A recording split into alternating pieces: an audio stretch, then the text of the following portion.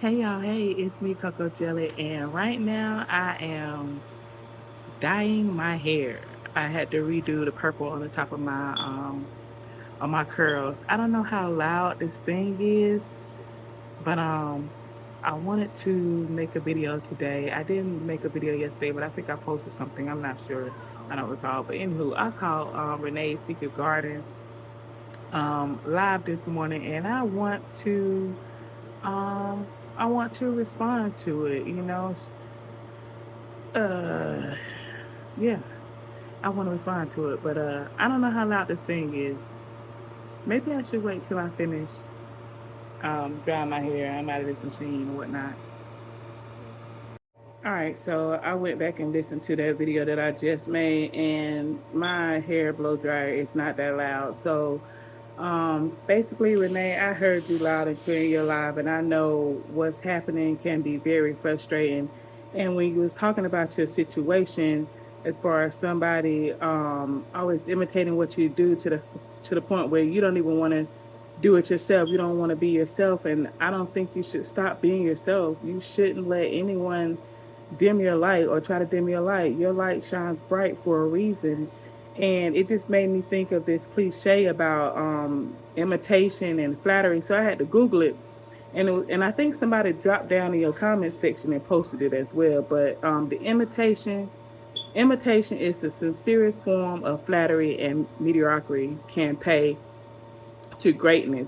So basically, what they're saying is, if somebody copy you or mimic what you do, they are basically essentially saying that your quality of work, who you are, is admirable. These people actually admire you, and it's a shame that they won't come out and say that I admire you. Instead of it's like when we were kids, when the boys like a girl, they would hit the girl or pick on the girl. I never liked that or understood why you would do the opposite of what you truly feel and believe. That doesn't make sense.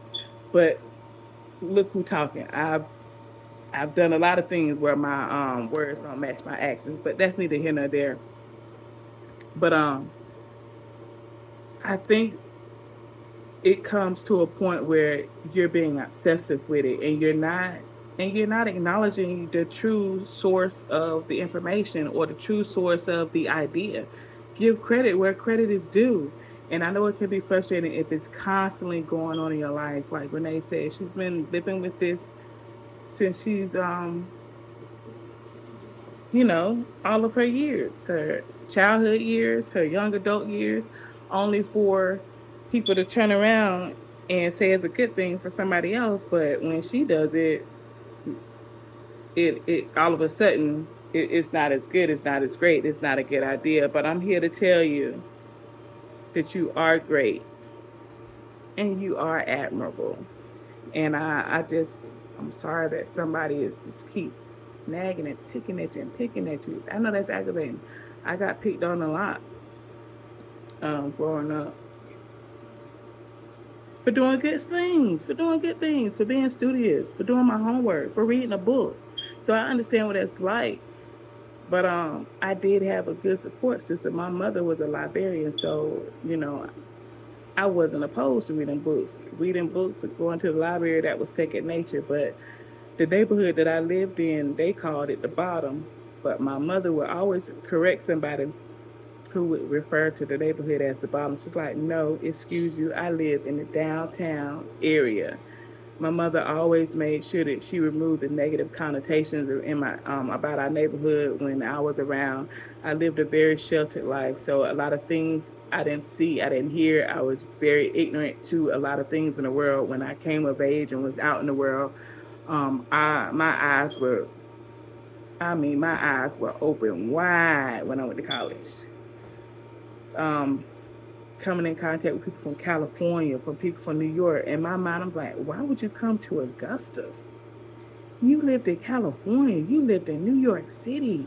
Why are you here in Augusta? But we as people always want to see what's different. What they want to know how it is to have the opposite of what they have. So if you're up north, you always lived in the city, everything is fast paced. You want to come down to the south, breathe a little woosah, get a different change of atmosphere, a different way of life. So I understand that because I'm down here in the South, and I always wanted to go up north to visit my family because we have family in Philadelphia. So I always wanted to go to Philadelphia and visit my family. But when I went up there, they're like, you got an accent and you talk funny. Do y'all have dirt roads and you live with the cows? I'm thinking to myself, I live in the city too. I don't have no dirt roads where I live at. I don't see cows. That's in the country. I don't live in the country. I just live in Georgia. But yeah,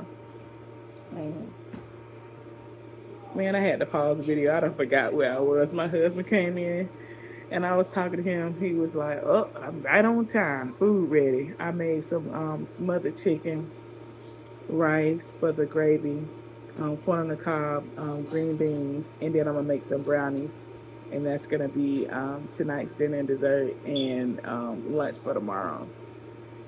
Yeah, I kind of forgot where I was at.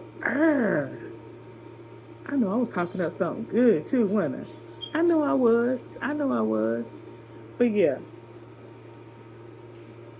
I wish I could go back to where I left off. But anywho, Renee, don't pay that no mind. That is background noise to get you off, to throw you off. You don't need to be thrown off. You want to stay focused. Whatever your goal is, whatever you want to do, whatever you need to do, whatever is worthy for you to do, you do it. Whatever idea comes to mind, you do it. You shine. Despite the background noise, despite the shadow, despite your little puppet, despite all that, just like you encourage me with your words, I want to encourage you with mine. Keep shining, keep doing what you do, because I like it. I don't even know who you're talking about. I have no idea who this other person is, and I could care less. All right, I'm going to holler at you later.